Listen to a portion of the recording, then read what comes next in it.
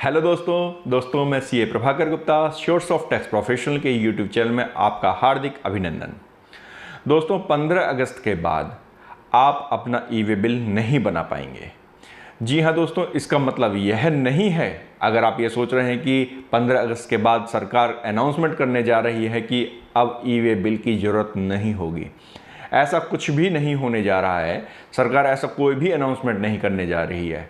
जो ई way bill पहले चलता था वह ई वे बिल आपको आगे भी चलाना होगा। आपको जब भी मटेरियल सप्लाई करनी होगी आपको ई वे बिल लगाना होगा।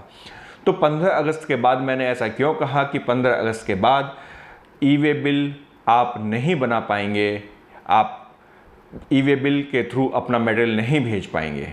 दोस्तों इस बारे में जानने से पहले आपसे रिक्वेस्ट, हमारे चैनल को लाइक, शेयर और सब्सक्राइब कीजिए।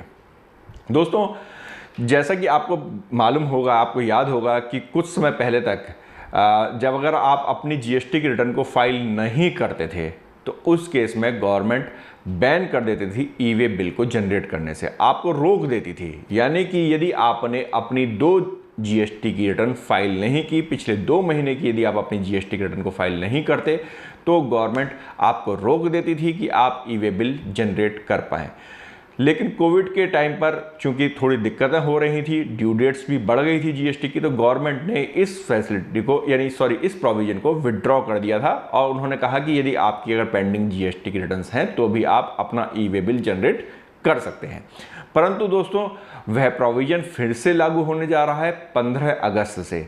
जी हाँ दोस्तों, 15 अगस्त के बाद यदि आपकी 2 जीएसटी की रिटर्न, पिछले 2 महीने की जीएसटीआर 1 या 3B अगर आपकी पेंडिंग है तो आप ई वे बिल को जनरेट नहीं कर पाएंगे।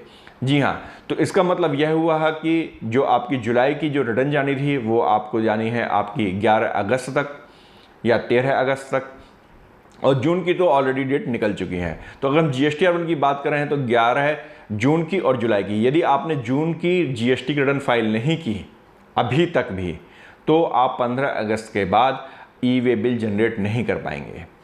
मीन्स अगर आपकी जून पेंडिंग है और अब आपकी एक दूसरी हो गई जुलाई की पेंडिंग, तो अगर आपकी 2 महीने पेंडिंग हुए तो आप अपनी ई वे बिल जनरेट नहीं कर पाएंगे। तो अब आपको जून की जीएसटी की रिटर्न फाइल करना जरूरी हो गया है, क्योंकि बिना उसके अब आपके ई वे बिल जनरेट नहीं होंगे।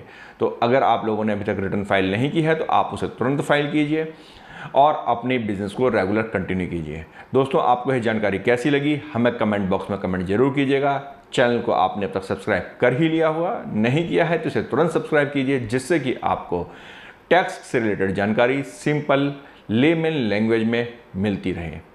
नमस्कार।